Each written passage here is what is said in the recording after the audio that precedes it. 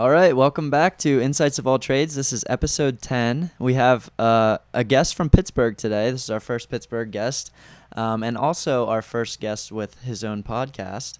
His name is Reese Hayes, and I'll talk about him in a minute here. But first, it's like our first time back, Cole and I, doing a podcast together in about, I guess this will be like the first in 3. So Yeah. And it's been a little while. We've had some time in between.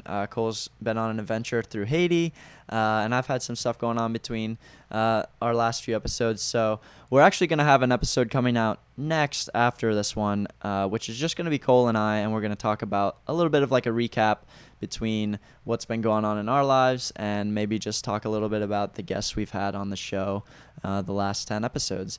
So first, I think we have an insight. If you want to read it off, Cole. Yep, absolutely. So this insight's coming from our friend Lucas Rankin from Bucknell University, Pennsylvania. And here's what Lucas has to say. I think the truest way to find meaning in this life is to better yourself physically, mentally, and spiritually. I think that without that aim and something to struggle against, human beings get lost and empty inside, and then try to fill that gap with short-term happiness, anything from food to alcohol to drugs. So staying on that path where you're constantly achieving something or working towards achieving something is really important to get to that level of fulfillment from the positive feedback loop in life. And I'm not saying you need to be an alcoholic to be lost. If you're partying 4 times a week or not working a job, you're lost in my book. So that's what Lucas has to say. Nick, what do you think about that insight? Yeah. As far as like the substances go, like drugs and alcohol and stuff, it's definitely a slippery slope. There's a lot of research out there that shows that there's a lot of genetic factors that go into it too, not necessarily just your motivation with a certain job or career or something, but there's certainly that aspect too of it with the environmental influences that, you know, if you maybe don't feel like you have a calling or if you're not living life as you want to, sometimes people do try to fill that void with substances. So that's certainly an interesting take on things. What do you think of the quote he sent us? Yeah, what you started saying about possible genetic or otherwise predispositions to, you know, substance use disorders is an easy one to start with, but maybe even, this is starting to get a little woo-woo, but maybe even dispositions with not working, with being, you know, quote-unquote lazy. Who knows, maybe those are dispositions a little outside of our control as well, like your temperaments and whatnot. But either way, I still feel very strongly in agreement with the idea that you need to struggle towards some greater good. Mm-hmm. And yeah, I guess it kind of goes back to like the whole nature versus nurture debate that everyone has. Yeah. And it's like how much actually goes into motivation from your genetic side of things and how much is your environment and how you've been raised or how you've been living your last few years. Like, you know, maybe you just graduated college or maybe you just left your last job and you're not feeling like you really want to put a ton of effort into something right now.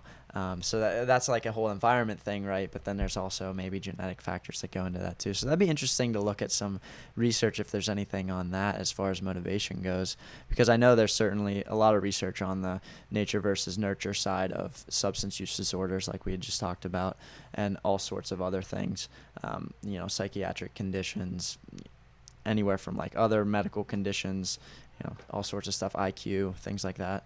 So it's pretty interesting, and I'd definitely like to look into it a little bit more. Right, yeah, so much to unpack there, but the general theme, like many other insights we had, is find a way to work or struggle towards some sort of greater good to find meaning for your life. And I guess we can't really overstate that based on every insight we get, having that common theme. Exactly. So thanks, Lucas, for the insight, and everyone keep sending your insights. We might try and switch it up a little bit, and we'll talk about that probably on the next show. Yep. But we might try and do something with maybe specific personal stories or even just little like history segments or something like that in the beginning. Just something to keep us on our toes and keep us learning. Absolutely. Do you want to go ahead and break down today's guest for everyone? Yeah, so today I'm super excited to say we have Reese Hayes on the show, and he is part of the Pittsburgh film community here, and I met him through my roommate. They grew up in the same town, and actually my other roommate is an intern with him this summer actually, through a Penn State program, and he's interning with Reese, making some films right now and a web series online. So Reese has his own podcast called Dashing Agent the Podcast, and you can, I think, find it on iTunes and Spotify by just searching Dashing Agent, which is his company. He has a film production company here in Pittsburgh, and he makes web series, he makes short films. If you look on YouTube, you can find him by searching Dashing Agent, and he has 2 series right now, which are Cobblestoned and Half Bath, and we watched those earlier this week, and they gave us some good chuckles. So check those out and check out his podcast, and we're really excited to have him on. He's done some work with the Netflix show Mindhunter, and he's done some other productions in Pittsburgh with some bigger shows and short films and features and things like that. So we're super excited for Reese to come on the show, and stay tuned and listen to a pretty cool show with him. All So, right, talk to you enjoy later. everyone. Yeah. Welcome to Insights of All Trades with Cole and Nick. This is where we talk to people we meet along our journeys through medicine, military service, sports, education, and beyond. We hope you enjoy. All right, Reese Hayes, welcome to the show. Thanks so much for having me, y'all. Yeah, thanks for coming. So Reese is in the film industry here in Pittsburgh. So he's working on some solo projects right now and has his YouTube channel, which we'll plug here. Reese Who, correct? And also Dashing Agent. And he also did some work with Mindhunter, the Netflix series. So we're going to start let's just get like a timeline of where you first got introduced into filmmaking and directing and things like that. And what inspired you to get into this field? Oh, man. Well, I've been making films since I was like 10 or 12 years old. I think they started on YouTube. I had a toy review channel originally. I don't know if y'all, like the pop Funko vinyls are really big now. But back in my time, we had these things called Mighty Mugs, which are like the same thing, but not as popular, I guess. And I collected those and had a whole YouTube channel where I would open them up and review them, and it was very lame. That's what I did when I was 10 years old. And then when I became 12, I was really into professional wrestling. So I got some of my buddies to wrestle me, and we filmed that, and that was exciting. So I saw your YouTube video with you were like doing a promo or something like to get on to WWE. Yeah, that was for the Tough Enough audition Yeah. video. That was funny. I made that in film school just kind of as a joke, but yeah, so honestly, it was kind of a coming back to my roots of trying to get into professional wrestling. But yeah, so that didn't stick so much, but the filmmaking side of it did stick. And then basically in high school, anytime we had any sort of project, I would try to make a video project, and I always dragged my friends into my short films and stuff. And basically just haven't stopped doing that. Nice. So you recruit your own friends as your actors and actresses? Yeah, almost completely. Okay. yeah, pretty much. I bet you kind of need to, at least starting out, you'll need to grab people that you're familiar with and things like that. Well, like in high school, we went to a really small high school, and there was a very small drama department. And I was friends with everyone anyway, and so that was the easiest way to get things done, was just to like, hey, we're hanging out this weekend, and also I'm forcing you to help me make this film. Nice. So when you were in high school, did you know you were going to try to make a career out of film? Yeah, that's been the path I've been on since I was about 12. So what's the next step then after high school? So after high school, I went to film school in North Carolina. I went to the University of North Carolina School of the Arts in Winston-Salem. Didn't care for that too much. I don't know. We don't need to go too deep into that, but I finished out my first year and decided not to go back, and then moved here to Pittsburgh. And I've been working on my own projects and also some union gigs to kind of make ends meet, if you will. Yeah. So what are those union gigs that you're talking about? So that would be like the Netflix show Mindhunter. Mm-hmm. I've done a few days on some other shows, commercials, and there's like some NBC shows. A lot of stuff is filmed in Pittsburgh. And once you kind of get into the industry that way, it's kind of hard to get out. People need assistance and whatnot, and so it's really easy to kind of jump around and do that. Also, something that I wasn't a big fan of, but I did do the second half of the first season of Mindhunter, and then the entirety of the second season in the office. I wasn't on set too much, but just kind of working that way, you know. I got to meet David Fincher, so that was pretty cool. Oh, nice. Yeah, that is cool. That was the highlight of those like 3 years on that show. But so, do you think you'll be with Mindhunter if they do another season after this? I don't think they're coming back to Pittsburgh. You don't think? Okay. Yeah, I think the third season's going to be in Los Angeles. Okay. And I don't really want to move out to LA. Yeah. So fair enough. Yeah, I listened to your one podcast you had.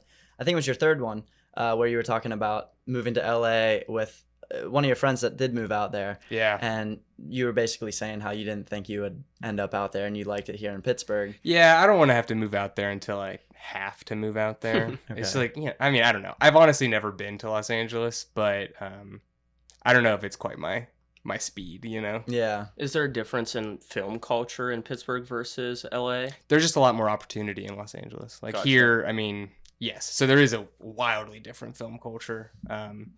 But Los Angeles there's a lot more money there. Mhm. That's the big thing. Yeah, it's like people end up going to LA to do that, it seems like. Yeah. Whereas here, maybe it's more side projects or there's one main focus like Mindhunters here in town. Or... Yeah, that's a lot of it. I think that, I mean, people live here, and so Mhm. there are people who are interested in film, and they make films because this is where they are. But also, yeah, like Mindhunter, and there's another Netflix show in town right now, and another movie coming, and there's all this stuff, and that helps a lot of the people who are working here, like in the industry. But you know, mostly they bring in outside like department heads from LA or New York or whatever. So how did you go about getting wrapped up in like Netflix shows and things like that around here? So in the summer of 2016, my girlfriend and I went on a big like 6-week road trip around the country. We went to 22 national parks or something. And we came back. I was going to ask you about that because I saw your video on YouTube about it. It looked pretty cool. You guys went all over the place. Yeah, it was really fun. We just kind of got in our car and left. We really didn't have a plan at all. We just knew which parks we wanted to see, and so we just put it in the GPS, went to that park, and then figured it out from there.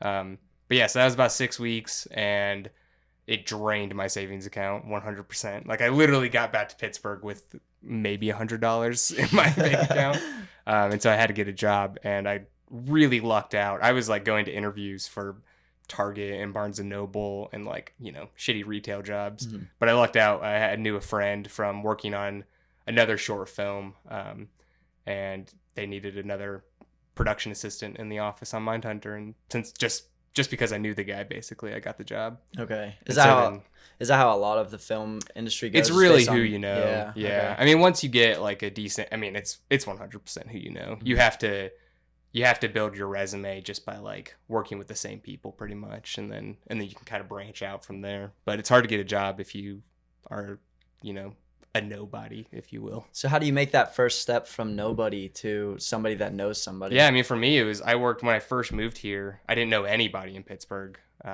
except for my girlfriend who I was living with. But I had to, I worked on a lot of people's films for free, just helping out. I went to some like local film festivals and just kind of networked, I guess. And, you know, people always need help doing random things. And so I met my coworker Zach on a just random web series shoot, or it was a short film, and we just kind of hit it off and hung out most of that night instead of like actually helping. But yeah, then he was already kind of in that world and pulled me into it, and I'm just now like trying to crawl out. So yeah.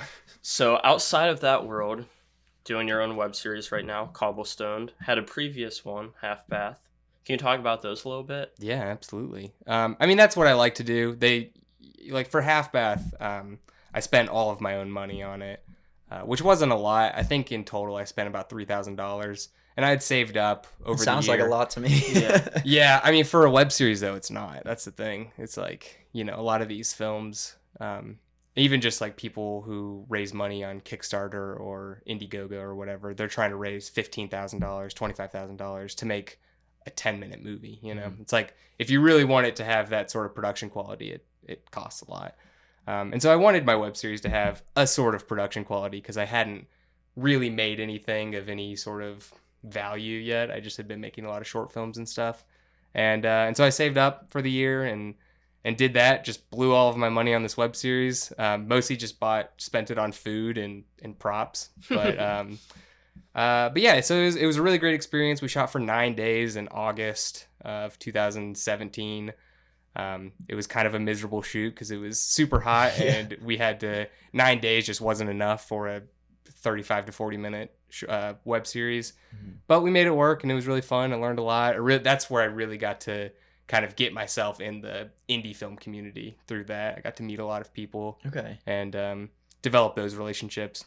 How did you meet people through that? Like actors, actresses, or more on like the director and producer side? Yeah, of things? both. I mean, so my producing partner on that and Cobblestoned, my friend Eric Rigby, he really got me introduced to a lot of the Point Park students, which is like our little local film school here. And he had worked on a bunch of their student films as an actor and developed those relationships that way. And so when he was helping me produce Half Bath, he got me in touch with a lot of them. And then just from that, meeting Dan Kushner, who you listen to on the podcast about moving to LA, through meeting him, he got me hooked up with some other folks that now I'm in work with a lot more, and it just kind of you build your network that way. Yeah. Okay, that's cool. So did you meet anybody through these other gigs, like your paying gigs, like the Netflix series and the short films that you've recruited for your own projects? Yeah, definitely. I mean, so pretty much everyone at all of my peers on like Mindhunter or whatnot, we're all kind of in the same boat. We're working on these big Hollywood shows because they pay well, but everyone wants to do their own thing, and so you kind of meet the people who have the same goals as you do, and try to do things outside of work. But it can be really tough because on those shows you work 12-hour days, 60 plus hours a week. Like it takes up most of your time. So I know you have a full podcast on basically the Pittsburgh film community, but could you just touch on that a little bit and talk about it, and also like how do you think that compares to other cities that aren't LA or maybe like New York City? So I don't know what it's like compared to other cities. Pittsburgh's really the only city that I've kind of been involved in the film community at all. But the big thing that we touch on our podcast, and what Dashing Agent is trying to do as a brand, is kind of bring together the community. Because right now, I think the big problem that Pittsburgh's indie film community has is that we're kind of scattered all over the place. There are a lot of like little pockets of film scenes going on. Like there's the guys who just do horror films, or the people who just do the 48-hour film festival. There are people who just do student films. It's like, I don't know. What we need though is we need some unifying goal, I think, and to bring all of these different scenes together to be like a stronger indie film scene. And that's really hard to do, and I don't know if anyone knows how to do it, but we're working on that right now. It's kind of the big thing. But it's a thriving community. People are making a lot of stuff, a lot of good stuff. It's a matter of getting the right eyes on those projects. That's pretty challenging. How do you go about advertising and getting people to see these sorts of things? I don't know, man. That's another thing that the Dashing Agent's I'm trying to do with it, because for the first 10 years of my filmmaking career, if you want to call it that, I didn't do any marketing. I was just like, here, I made this thing, like, please watch it. And, my mom would, but that's about it. I mean, we're kind of in the same boat. I always feel weird plugging it all over social media and things like that, even though it's like, here's free content, like just check it out if you want to. But I always still feel just like, I don't want to say like dirty, but just like weird, like, hey, everybody come watch my thing. Yeah, and that's something that I'm trying to get over as well. I don't like to do that personally, like on my personal Instagram or Facebook or whatever. But it's like you almost have to, at least starting out, because you maybe have like 25 likes on your Facebook page or something when you're starting. And it's like, if you can just share it with your personal account, there's like a couple hundred friends or something. Yeah, definitely. I think. Go ahead. I don't know. I was just saying, I think you have to just kind of just like muscle through that and just realize that most people, even if they think you're annoying for posting too much, it's like, well, they're either going to watch it or they're not. They're not going to be like thinking about it all the time, and like it's not really going to bother anybody, Yeah, if there's an algorithm to it, we'd love to know it, because here's our not so phenomenal algorithm is to go through the people that follow our personal accounts that we're mostly friends with all of them and just follow until you're restricted from following. You're like, all right, guess we can't plug our podcast anymore. Or maybe we have looked into, those promotions pop up. Sure. It's like, get this many amount of people to view your post. We got like a free Facebook was like, here, try a free $15 like promotion thing, and we did it, and it was like we got maybe like 20% more views or something on the thing. So it was like it worked, but is it really worth like paying the money to promote something at this stage of the game anyways? Yeah, I mean, it can be good. Facebook and Instagram's, what is it called? They're like native reach is pretty solid. Like if you do put $5 to promote or boost a Facebook post or whatever, like, all 200 of your fans on Facebook will see it as opposed to 50 of them like Facebook usually does, which is kind of annoying. Like you just have to put that amount of money in if you want to reach, the potential that you actually can. I guess in your case, in the grand scheme of things, like $5 for a Facebook promotion is not too much when you said you had like a pretty like $3,000 or something for your show. So maybe I guess that would factor in differently than for us. Yeah, well, like with Cobblestone, we spend no money. That's the big thing. Because I spent so much money on Half Bath and I didn't see the return that I wanted, that's what how Cobblestone kind of came about, is that we were like, well, we're both working a lot. We don't have money. Let's just try to make something as DIY as possible that's still of some sort of good quality, And so, we haven't marketed Cobblestoned really at all. We did I've boosted 1 or 2 posts on the Facebook page, but that's really it. We're kind of waiting for that to finish the project, have the whole series be done, and then we'll put some actual money into it, and that will be effectively our entire Cobblestone budget, is just trying to market it. So. Okay, nice. Yeah, but we will have to spend some like actual money, But I don't want to spend too much. Like I'm not looking to spend $500 on marketing. Right. Yeah. On of all things, just throwing money at big social media companies. Yeah. It also depends. Like if it's your goal to grow your career through, essentially what those social media posts are promoting, it does make sense. But speaking for Nick and I, it's like a hobby. And it's like, do I really want to keep pitching money? Yeah, it's like it'd be cool if more people listened, but I guess, it's like, at what point do you just like accept that we have a core like group of 40, 50 people, and it's probably not 40 or 50. Wow. Y'all are rolling in it. I've got like 6 people listening to my podcast. But I saw your YouTube subscriber thing. You have almost 700 subscribers. On my that's on my channel that I've been on since I was 10 years old. Oh, okay. Gotcha. Yeah, so it's not that impressive when you put the time into. But still, that's cool. If you post something, that'll be 600 some people that get notified at least. Yeah, and that's why I put Half Bath and Cobblestone on my personal YouTube channel as opposed to Dashing Agent.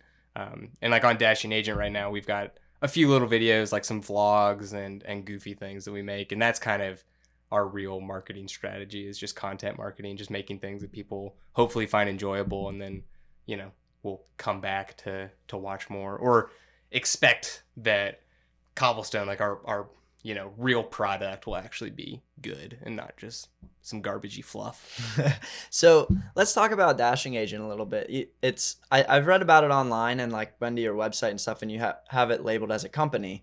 Do you have to go through any sort of steps or like copyright or anything like that with the company, or it's just kind of just you and your team and that's your company? Yeah, I mean, it's an LLC. It's a sole proprietorship, which just means that, it's just me, basically. I do get some help from other people, but we're not making any money right now. So you have an intern right now. We do have an intern. Happens to be also living with me. Yeah, Justin. He's been great. We're sad to see him go. But yeah, that was really fun. He's in the film program at Penn State, and just reached out to me and wanted to basically come hang out this summer. And so we tried to set his expectations when he first showed up and be like, listen, dude, we're not a real production company. We don't make real movies. And he thought, when he basically got to see the entire production of Cobblestone 4 and was pretty impressed until he went and he was a background extra on the one of the TV shows filming and actually got to see What a is real that new production. Netflix one they're doing here now? The new Netflix one is called I Am Not Okay With This. Okay. It's by the guys who did The End of the Fucking World. I don't know if you Oh saw yeah, that. yeah. Nice. Yeah, that was a good show. It's really short. It's like 8 episodes and they're like 12 to 15 minutes each. Highly recommend that one. But yeah, I did a few days last week in the office again on this new show, I'm Not Okay With This, and seems like it's going to be good. I'm excited about it. It's got the Beverly from It. Okay. I think her name's Sophia Lillis. And then another one of the It kids, Wyatt, I think is his name. So it's like a teen superpower drama. I don't know. It seems like it's Carrie, but I really don't know. So Justin saw your setup and he was pretty impressed with it? Yeah, So he was around. He helped out on all of our shoot days for Cobblestone 4. And it's just, usually it's me and Eric. And sometimes we have one person to help. But since Justin was there, he was that one person. And, our camera. And that's about the extent of our production setup. And he was impressed. But I was like, dude, you haven't been on enough sets yet. You'll see. So when's Cobblestone 4 going to drop? Hopefully by the end of the month. It was Gotcha. supposed to be by the end of July, but that's didn't happen. So is that problems like with the timeline of filming it or more editing it? And it took a while to film this one. This one is our longest episode of the 7. It was like a 25-page script, so it's going to be like a 25 to 30-minute thing. So you write all of this yourself, right? With Eric. Okay, yeah. Nice. So what's that process like, sitting down to write a script for something? Do you just kind of muscle through it? So we came up with like an outline for the season at the very beginning, which at this point was, a year and a half ago. We knew what all 7 episodes were. We kind of had an idea of like where we wanted the overarching story to go. But pretty much we do how I wanted to do it was do each episode individually. Like I wanted to write, shoot, edit, upload episode 1, and then move on to episode 2. I didn't want a whole lot of overlap. I didn't want to write all 7 episodes and then shoot all 7 episodes and then edit all 7 episodes, which is how we did Half Bath. And that was the right process to do. That's how you're supposed to do it. But it also gives you a little bit more flexibility of what you can do after you've filmed that first one. Definitely. Like what episode 4 has become is not what we thought it was going to be at the beginning of the show. Like, so it's been fun because we've added a lot of stuff that we hadn't talked about when we first came up with the idea. And yeah, it's definitely changed course several times. Yeah. And that's fun. It's definitely a good exercise, but it takes forever. Like it takes me 3 or 4 months to make an episode. When, if we had done it in just like a big block, we would have been done probably already. But so when you're sorry, go ahead, Cole. For the first 3 episodes, did it also take longer to shoot than to edit? Has there been like a similar theme among all of the Cobblestoned episodes? Yeah, I would say I'm a really slow editor. That's what takes me the most amount of time, and it's probably my least favorite process. I really enjoy writing, and I love shooting things. I think that I don't have the confidence of an editor to really enjoy that, and so it's kind of a anxiety-fueled process for me. Is that something you learned while you were in film school, or did you just pick up on your own how to edit videos? So I did learn how to use Premiere Pro at film school. Okay, but nice. I would say that just from doing it over and over again is kind of where you get the instincts of like where to make the cut and whatnot. But yeah, to answer your question, the first 2 episodes I was working on Mindhunter. Eric was in like a few plays and is a lawyer, so he's got like an adult job. And so those 2 episodes took a really long time. Like we shot episode 1 in February, didn't finish it until July, and then didn't upload episode 2 until December or whatever. So it was like really long. Episode 3 was about the same, and then episode 4 is going to be the shortest production time. But yeah, shooting them takes a really long time because of our schedules, and we really only have time to shoot on the weekends. And so it's like we just have to get like a scene this week, a scene next week, and that can be a really time-consuming process. But then editing's hard just because I'm not very good at it. So the first episodes of Cobblestone were in black and white. Was there a reasoning for that?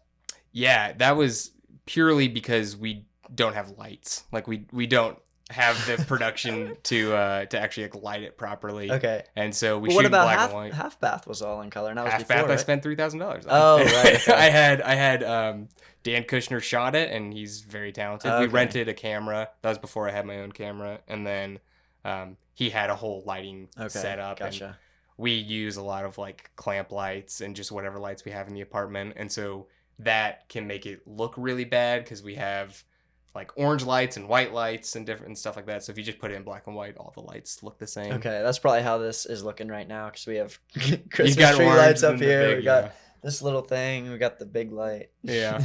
Yeah, for those not watching the video, we're in a basement at Nick's apartment in Pittsburgh, so we're really trying to make do with what we have Yeah. here. I think it's No. good though. It's got a nice little feel to it. Yeah, minus the feel of it being like 90 degrees. Oh yeah, yeah. This isn't even that bad. I've been in Yeah. way worse situations recording a podcast.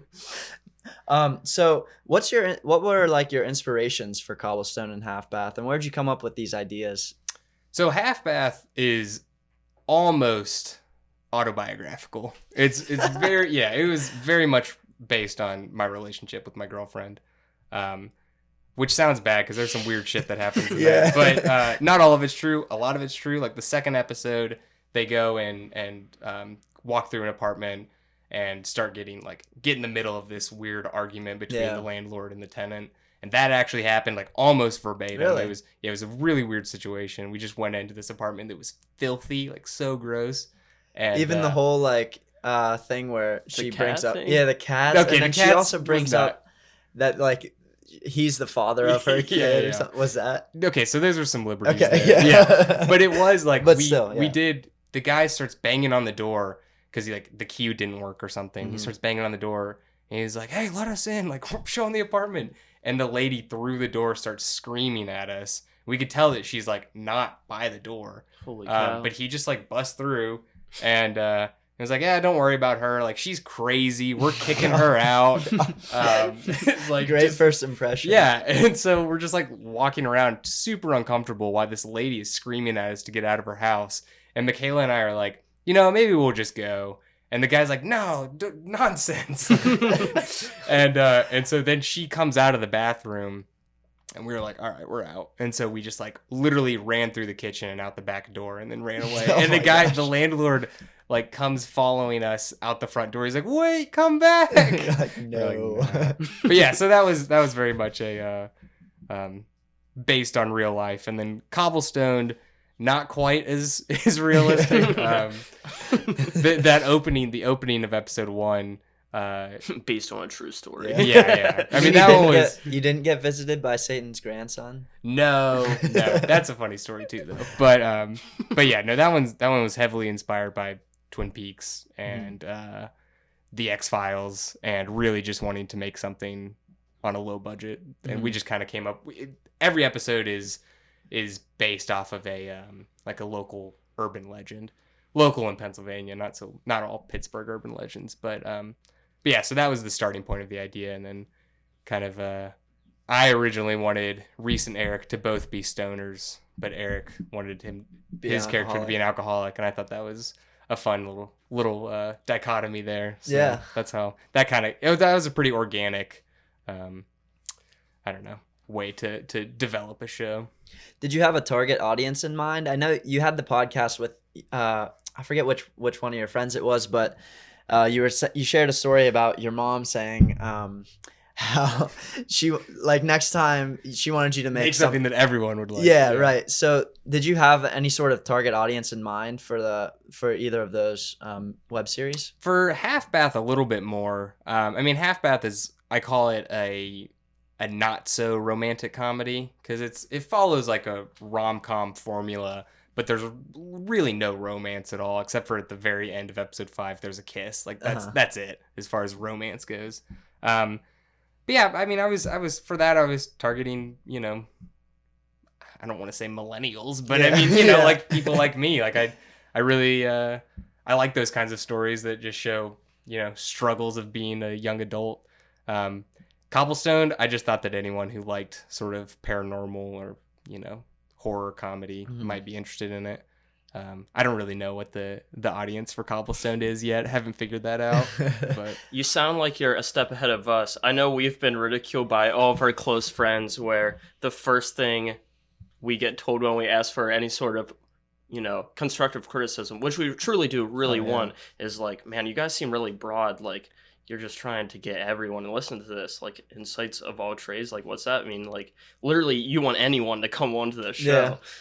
That's a good way to be too, though. I mean, like, yeah, but then it kind of falls flat too if like there's people that it's not specific enough for them and they're just sitting here listening to an hour-long podcast about people just chatting. But I think in that sense, you kind of have to gear the podcast. I mean, I like how y'all do it. It's just a conversation. But yeah, I think you have to gear that towards like people really have to like you guys. You know? It's got to be like your personalities that really shine. True. I guess we had the idea that we wanted it grounded on you can learn something from everyone. Yeah. And in doing so, what we're trying to learn from is whatever their expertise is or whatever their passion is, and trying to get that point across. And who knows, maybe we are just delusional or just doing this thing so generalized that but nonetheless, we're having fun doing it. Yeah, no, I think it's a great idea. I think there's definitely a market for it. And the most important thing is that you guys learned something from each episode. And it's enjoyable, honestly, to schedule a podcast. Podcasting's really fun. It is. I really like doing it too. And you get to meet people and talk to people that otherwise you wouldn't have as deep of a conversation or get to know them quite as well. Definitely. So that's pretty interesting too. So you said you were also working on editing a different short film that was like from a couple years ago, right? Yeah. So that was before we shot Cobblestoned. We shot this short film that is tentatively called Lost and Found. Okay. My friend Dan Helbling directed it, and Eric Rigby wrote and starred in it. I kind of just produced it and assistant directed it, and now I'm editing it. But that's on the Dashing Agent back burner, sort of. We're working on it. It's just been a slow process, but that was a good. I'm like really bad at making short films. That's why I kind of gravitate more towards web series because they're a little bit longer and kind of you can make the story less confined, obviously. But it was really fun to work on that. It was a great learning experience for me, but also for Eric and Dan. And it was a good project. I mean, we shot at Chatham University, which was really fun. Like it's like a drug movie, like not a good drug movie though. Like I think the Cobblestone's like sensing fun a common drugs. Theme in all Yeah. the videos. Well, yeah. Lost and Found is like bad drugs. Oh, okay. And so like the kind that you don't want to make fun of. Mm-hmm. And so but yeah, it was good because it's a totally different tone than anything I've ever done before. And also I've never edited someone else's film, which has been a struggle for me. And you also, at least in your own films, do some acting, or your own web series. You're one of the main actors. Do you enjoy acting, or is that just something you kind of have to do as a part of? Yeah, I mean, it was just to keep the crew down. It was like me and Eric are making this thing, and sometimes my dog, and sometimes my girlfriend, and that was kind of the idea. But I do enjoy it. It's been really fun. Eric's, I think, is a great actor, and so it's good to learn from him, especially when he can be behind the camera directing me. Like that's really good. That helps me to become a better director, honestly, just to kind of go through those emotions. And it's not, I don't know, I'm not learning as much as I could because I write Reese for Reese. Like I know what I can do pretty well, and I kind of write the character towards my strengths, I think.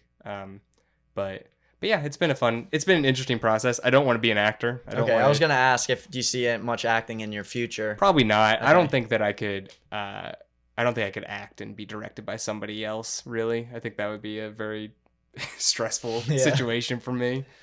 But I'm also just not very good. It's been fun I think I'm getting better with each episode. Okay. But like watching Cobblestoned 1, it's just like, whew, I mean, it's rough. I'm like not good, but. How much of the acting is actually like improv, or is it all scripted? We script everything. Okay. Yeah. Gotcha. We very rarely, I just don't think I'm funny enough to improv. Like I have to really work on the jokes that we write. But yeah, there's in Cobblestone 2, I think I method acted once, got a little stoned beforehand, and that was fun. I thought I had a really good performance. What does method act mean? Method acting is where you like, I guess I don't know the full definition, but it's like really taking on the character into your own world, basically. So some famous method actors would be like Daniel Day-Lewis. Like, he's known for, like, he actually became Abraham Lincoln and was like walking around on set, you know. Like, they try to like stay in character basically as long as you can. Right. And Heath Ledger before the Joker. That's what people say. Although I've seen a lot of pictures of like Heath in Joker garb, just kind of like hanging out. So I don't know how true that one is, but No yeah, idea. no, It's yeah, an interesting concept, though. Yeah, it seems to produce some good results, but also it gets made fun of a lot, and also some actors just based. I have no experience with this, but from Hollywood stories, it seems like some method actors can take it a little too far, and it goes into being just like kind of pretentious. But Yeah, I don't know. That's not how I would like to act, and I don't know if I would like to direct a method actor. I think that it's good to separate those two things. Work when you're working, and you know, leave it at work, basically. So is there any other modalities of acting for a lay person like myself wouldn't know, that's like, you know, separated from film, like outside of method acting, outside of, I guess, I don't know if improv is something that's like a separated category? Yeah, like how would you articulate that? I don't know. So that has been, as a filmmaker, I've had the least experience with actors. I've been making things since I was young, but you know, I haven't worked with like real actors a whole lot. I've done it on Half Bath. We got like real actors, and then the short film I did before that had some real actors. But like that's really it. Even in film school, the people who I directed were just my other classmates. Right. So I don't really know. I've read some books. I mean, there's like a lot of theories on acting that you could look into that I'm not so keen on. But yeah, I don't know. I mean, there's I think everyone does something different. But I mean, my style of acting is very much just trying to memorize the lines. Okay. And then if I know the lines, I just try to read them. And I think that's my strength. It's just, if the line is good, then, you know, my performance can just be the line pretty much. But so on the flip side of that, take us into the mind of a director. Do you change your personality at all on set, or do you do anything differently than you do right now? I get a lot more frustrated, Okay. a lot more easily. That's probably the biggest thing, is that, you know, some of those situations can be pretty high pressure if you're trying to get the shot quickly or whatever. And so sometimes my temper can rise a little bit, and I'm working on that. I don't want that to be my like, you know, thing as a director. True. At least it's with your friends usually, you know, that know you, so are like, Reese is just upset with how Yeah, well, that can be the hardest thing too, is like, especially like directing my girlfriend. She hates being in Cobblestone or anything that we're making, because she doesn't want to take me seriously. You know, she doesn't want for me to boss her around, and that could be really tough. So like could be really hard on her, because she just like doesn't want to deal with my bullshit, basically. Yeah. But I've noticed that when I work with people who I'm not as close with, that it's a lot easier. Like, I don't know if there's a level of authority that I don't get from my friends, but from somebody that I'm hiring or whatever, you know, makes that process a little bit easier. But I try to keep a relaxed set. I don't like, you know, being a dictator. I like being collaborative. And but at this level, when we're just making things like in our backyard, there's not a whole lot of like real directing. I'm mostly just like turning on the camera and talking to people and coming up with ideas that way. So you say it gets frustrating. How many like shots and all that do you need to do per scene? Is there like an average, like does it take a lot, or can you normally get things in the first go? It depends. In Cobblestone, we do we call them the Cobblestone oneer, just because usually we don't have a lot of time. So we're like, all right, camera's here, let's do the whole scene. We do that a lot.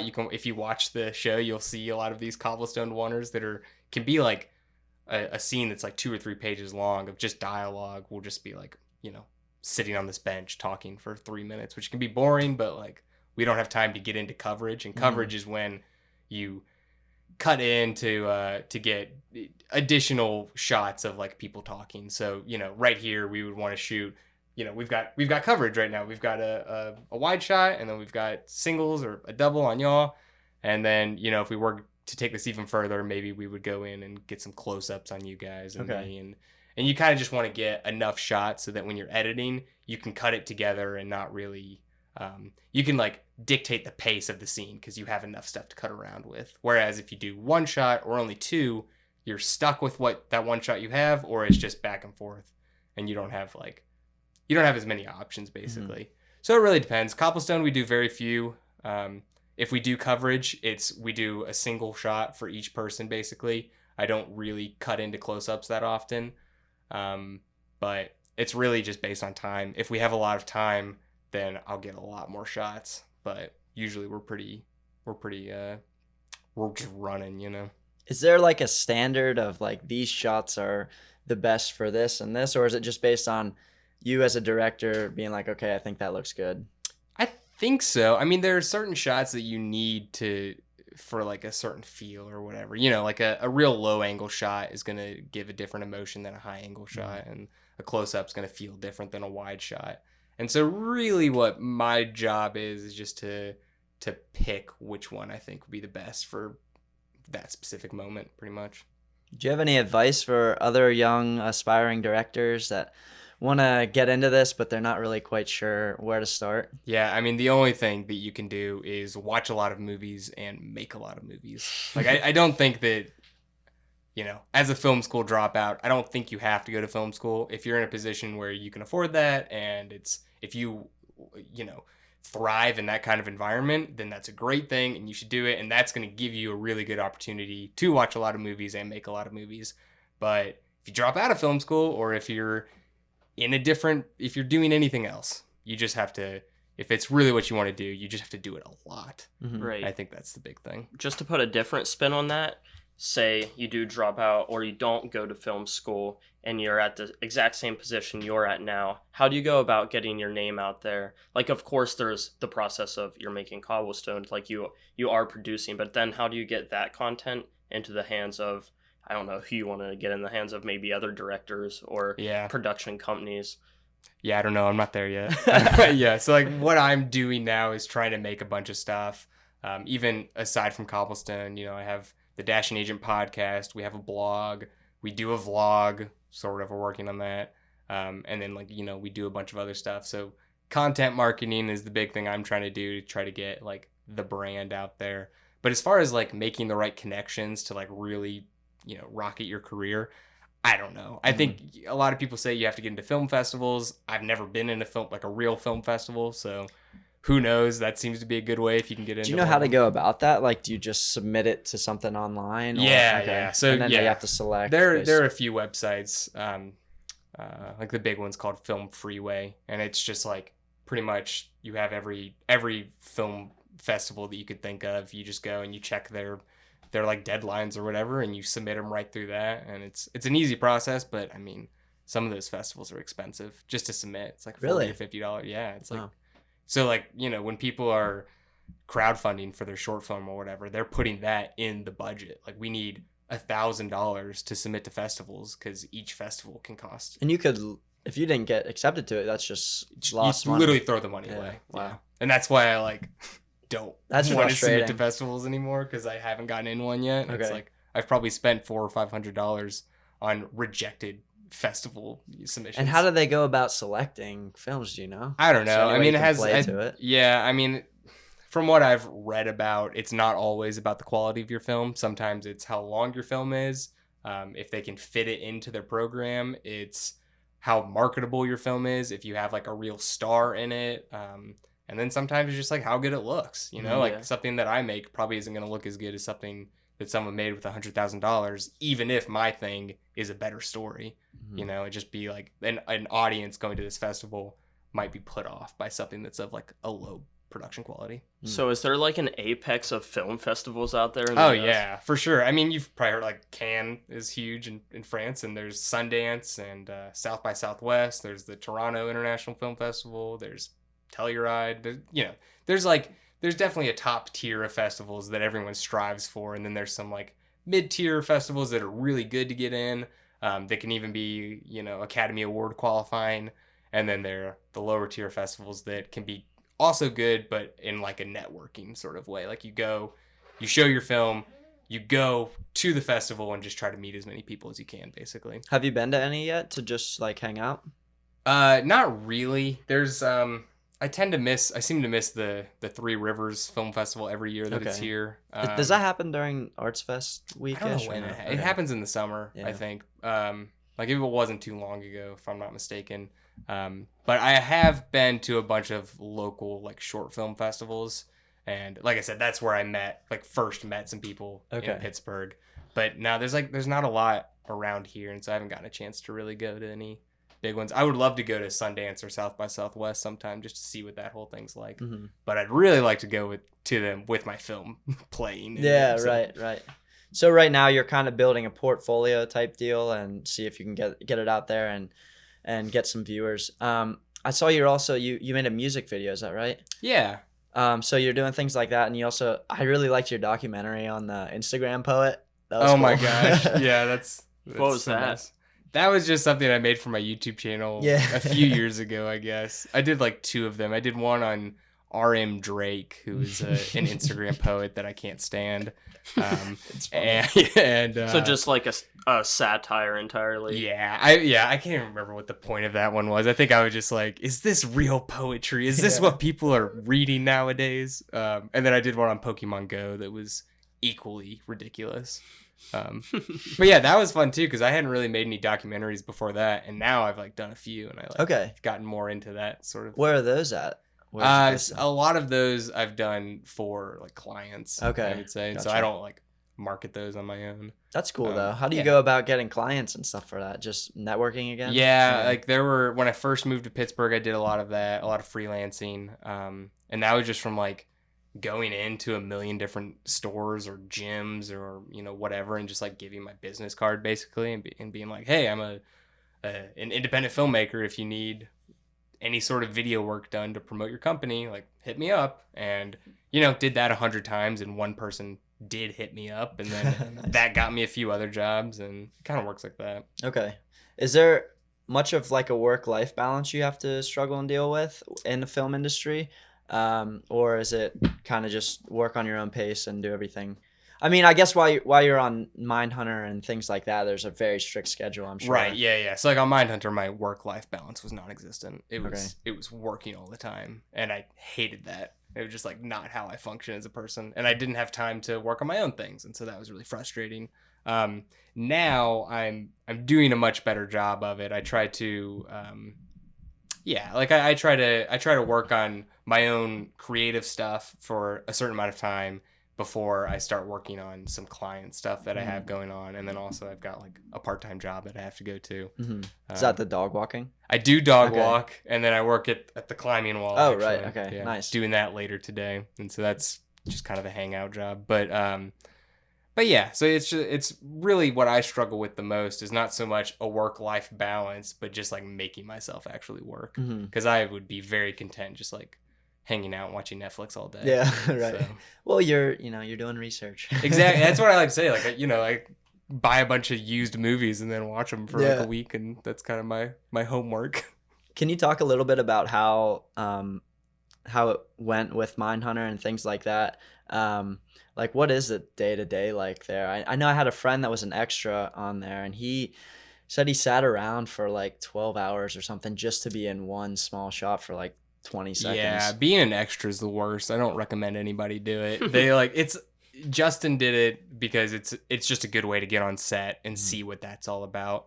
But yeah, I mean, you're there for 12 hours, and you will probably sit for 8 of them, and then for the other 4, you will do the same action over and over and over and over and over again. What would the pay be like to be an extra? You're It's there not for bad. 12 hours. It's like, I don't know, like $150 or $200. It's fine for a day, But So they take a lot of takes during those? it depends. Like on Mindhunter, yes. I don't know if y'all are familiar with David Fincher and his work, but he is kind of known for doing a lot of takes, like a lot. Into the dozens. It's got to be a pain for the people editing it, and oh yeah, I mean, I can't even imagine what that workflow is like. Like there's 80 takes of this 4-minute scene. Yeah. Someone has to watch all of those. I don't know. I guess. And I then mean, you have they to like piece them star together. takes as they go. Like Like I've watched David direct, and he'll just like turn around to the script coordinator and be like, star that take. And so then I'm assuming that they just maybe just ignore all of the takes that aren't starred unless they like need to go back and get something from them. I really don't know, but someone's got to sift through all of that. Yeah. So something else that we have a lot of common ground on, we've mentioned it quite a bit. We haven't really dived into it too much, is your podcast, the Dashing Agent podcast. So what inspired you to start a podcast, and what are you kind of hoping to get out of that? Or I just thought it would be fun. Yeah. And it has been. It's been really fun. Yeah, that's what we were just kind of like, it's really fun. So you're like 4 episodes deep now. I'm working on the 4th. Yeah, it's I really just chat with my filmmaking buddies, and we just talk about, you know, the struggles of being poor and trying to make movies. Yeah. But yeah, we don't have any. I'm kind of just letting it go on its own. Like, you know, each episode. I don't want it. So far with the 3 episodes we've done, they've all just been like interviews, which is fun. I'd like to do other things with it sometime, but you know, podcasting isn't necessarily my thing. Mm-hmm. So I'm just kind of taking it slow and just kind of having fun with it. What kind of other ideas do you have so far? I don't know. I think it would be fun to do some narrative stuff on a podcast. Okay. You know, I don't have any ideas, but you know, doing like stories or like skits, if you will, I think could be cool. I'd like to do some more like deep dives on different topics. Like I'd like to go interview other people, and I don't know. I don't really know. But I want to leave it open. I don't want to like the Dashing Agent podcast doesn't have a real sort of structure because I want to be able to do whatever I want to do with it. Yeah. That's almost how we're doing it too. Yeah. We don't have much of a structure to it, but we're kind of just feeling out like what we enjoy with it. Yeah, and I'm sure you're figuring out what you like more and more with each episode. And it is like good feedback, even just listening to our own podcast, like hearing, I say like a lot. Like I just did that. Yeah, I think we've become very critical of ourselves listening back through, which is easy to do. You think about the fillers that you're using. I use sure a lot. Like if someone's like, sure, sure, yeah. The last one I did, I said like 40 times in the first thing. I was like, oh my gosh. And I also, like I don't know if other people pick up on it quite as much, but I'll say like the same word, like absolutely, like 5 times in a row. Like just, I don't know. It's just good feedback for sure. But yeah, it's cool having someone else on our show that's had a podcast as well, because it's you kind of get like a little bit of the feel of what it, you know, some of the struggles with it. Oh yeah, also, I get it. I get y'all. I was impressed with how conversational yours was, though. It flowed really well, in my opinion. Oh, thanks. But I think that's just because like it's literally just like I don't have a plan when I podcast. It's like, and they're all my friends, so we're just like hanging out and just. It was actually nice. The second podcast with Dan Kushner, who's in LA now, we just like called on Skype and I recorded that, and that was nice because I hadn't talked to him in a few weeks. Like he moved in March or whatever, and so we just like caught up. And I think that's probably what that episode felt like, is like 2 friends just like catching up. Is that the guy from LA? Yeah, he just moved there. Moved to LA. Yeah. But yeah, so that might be like boring for some people because it's just like us chatting. But I don't know, it's fun. And again, 6 people listen to it, so who cares? Yeah. So you did say, we've already kind of touched on it, but you don't really want to move to LA too much. But are there other places that you're looking at? Like I know there's kind of big stuff in New York City with film. If some sort of opportunity came up, would you up and move? Or if a big opportunity came up, yeah, I would go wherever. Okay. But yeah, I don't know. I mean, I like Pittsburgh for now. My girlfriend wants to go to grad school somewhere, and I don't think she wants to do it here, so we might move sometime soon. But I don't know. I would really like to go to like the Pacific Northwest. Like I think that Portland and Seattle would be a good spot for me to try to make movies. And you saw that area on your Great American Road Trip, yes. right? Yeah. And then also in the Southwest, there's a lot of like in Albuquerque and I mean, I guess all over New Mexico, there's a lot of film going on there, and that might be a good place too. But I don't know. I really like Pittsburgh right now because it feels. I don't know how true this is, but it really feels like Pittsburgh is on the rise as opposed to Portland or Seattle, which are very much like kind of peaking now, you know, and so it's a totally different sort of culture. I like kind of the slumminess of Pittsburgh's not the right word, but it's definitely got a lot of character, you know. Did you get to visit those cities and when you did your road trip, or did you just pass through like national parks? Or? Yeah, so I didn't get to visit Seattle too much. Okay. I've got some family in Portland, and I've been there a few times. Okay, nice. Yeah, Portland's a great city. With that road trip, would you recommend that to people to do, or was that kind of something that a one and done? You don't. No, it was amazing. I want to do it again. I'd like to. We could do it so much better this time, though. Like, we spent too much money on it, like camping and campgrounds that we could have camped for free in national forests. We didn't know that was a thing. Okay. Where all did you go? I mean, okay, so we started here. Our first stop was Badlands in South Dakota. So that was like, oh, you drove that far? That was like 18 hours Wow. or something. Yeah, that was our first like real stop. We stopped a few places along the way just to like go to antique malls or whatever. But yeah, so we did Badlands. Then we went up to, I'm going to skip around, but like we went up to Mount Rushmore, over into Wyoming for Devil's Tower, and then Grand Teton, Yellowstone. Went up to Montana for Glacier. Then we went over to like Mount Rainier and Olympic National Park in Washington. Then we went down the coast, stopped in Portland for a little while, did a bunch of stuff on the California coast, like the Redwoods, and then we went into Sequoia, Kings Canyon, Yosemite. Yosemite's about where we're running out of money. Okay. So how many weeks deep are you at that point? That was probably about halfway, 3 or 4. Yeah, and we spent about 3 days in Yosemite. That was the thing. Like 3 days was about the max that we could spend in any one park, which was a super bummer. But it was like basically doing a flight test of all of the different national parks. Like I wish we could have stayed a week in each one. Mm-hmm. But yeah, then from Yosemite we went to the Grand Canyon and then up to Utah. Did all the big parks in Utah, and then we were supposed to do a few in Colorado, but we realized that if we didn't start getting home, we weren't going to make it home. So That's about where our trip ended in Colorado. Yeah, those are expensive. I think Cole and I are both pretty big proponents of, traveling and seeing everything. Yeah. I think he was our third guest on Caleb. the show. I guess he would have been our second guest, third episode. We talked to this guy that travels all over the country with like seasonal jobs and stuff. Oh, nice. Yeah, so like I'm really big into it. I just wish I could do it more often. Yeah. And then like financing, it's another big thing, like where you get the money to do it. But do you have any advice for people that, as far as like just packing up and going, or do you have to save up a long time for it? Like how much did it end up costing, and like is there things that you can trim back? You said like camping in the, did you say national forests? Or? Yeah, national forests you can camp in for free, Mm-hmm. most of them, if you, in the right spot, obviously. But any sort of permits needed? Not for camping in the forest. We did a lot of car camping. So you can really just go into the national forest, and you can go on like service roads, like and they're like marked, just where they go. I don't know what they do on them. Yeah. But they're like roads that aren't like driving roads, basically. And you can just like find a little pull off spot and like hang out.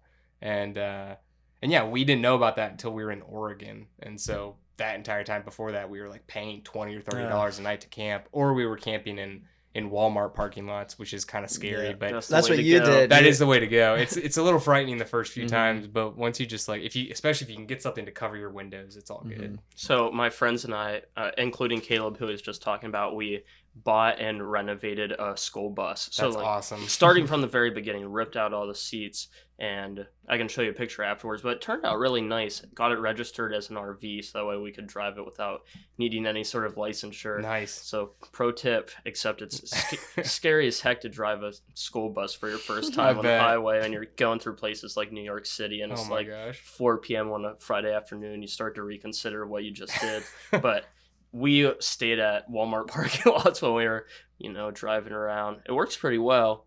Yeah, Walmart's and any sort of truck stop, like, Love's and what are those other truck stops called? Yeah, there's a few different ones. Yeah. But those are great. They're like, that's what they're made for, and I wish there were more of them. Because it's good just to have some place where you can go sleep in your car and know that a cop's not going to knock on your window and tell you to leave. The only problem with those stops is they're so noisy. They're really loud, yeah. Because I was doing a trip with my friend out to like Yellowstone and the Tetons and stuff like that, and we were driving up from Denver, because that's like mostly where people fly in to go out there. And so we got a rental car and drove up, and it's a pretty long drive. And we stayed at one of those stops, and the whole night there was somebody with like diesel like pickup truck type thing that's just revving the engine all gosh. night, and everyone's yelling and stuff. And we got like maybe 1 hour of sleep that entire night. You get good at it though. After a few weeks, it's like nothing can bother you. It's Yeah, like I guess. if you're in your sleeping bag in the back of your Jeep, it's like it's all good. Yeah. So as far as food goes, did you just stop places and That was another thing that we restaurant, spent or- a lot of okay. money on. Is Michaela and I really like to eat at restaurants, and we were on a really big Mexican food kick then, and so we were just like stopping at Mexican. We ate a lot of Taco Bell, which is good. Taco Bell is like super cheap, and you can get vegetarian stuff there really easily. But yeah, we spent a lot of money on restaurants.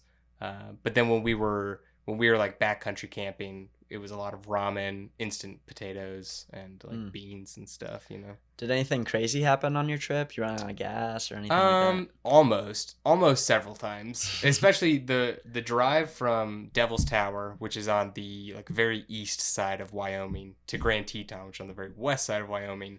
There is nothing that? in Oh, Wyoming. yeah. No. And so like we barely made it to the, I can't remember the name of the town is, like right before Grand Teton that we stopped in. We barely made it. Like literally just like rolled in on neutral. Super lucky. Was very scared we were just gonna get stranded in the middle of Wyoming. But nothing like super weird. We saw a swimming moose, which was really cool. We saw a few grizzly bears.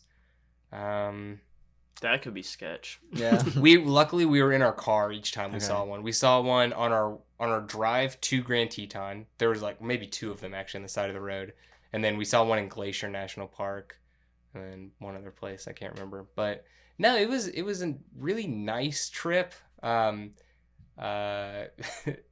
Michaela and I were like going through a rough patch, which is actually the rough patch we were going through is what Half Bath was based on. Okay, So, like, because season 2 of we Half watched we watched your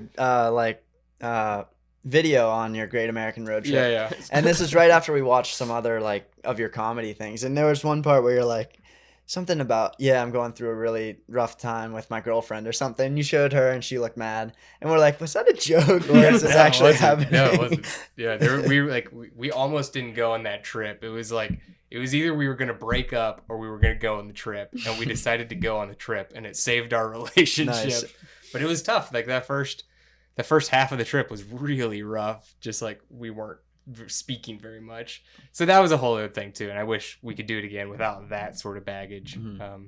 You said yeah. you think you might do it again sometime soon, right? Yeah, I don't know. So because we got to do that, we got to see a little bit of everything. I think the next thing we would do is go and spend a lot more time in like one area. Okay. Yeah, like we want to do like a dedicated trip to like Arizona and like get to go to you know, all of those parks in there and like really kind of see that part, you know. Yeah. Like I said, it was like we like took like a flight of each place we'd like to actually. Yeah. Otherwise, at least speaking for myself personally, I feel like a tourist if I can only be at, say, some national for 3 park. days. Yeah. Don't get to immerse yourself in that little local culture. Yeah, and so we really like camping and hiking, and we'd like to. I want to go back to Yosemite. Like I've been climbing a lot now. I want to go to Yosemite and actually like climb in Yosemite. And we want to do that thing. Do a little more dedicated trip probably. Do you have your own like belay gear to take out there? Yeah, so I don't have like all the ropes and stuff yet. I haven't climbed outside at all. I've been climbing a lot at the gym.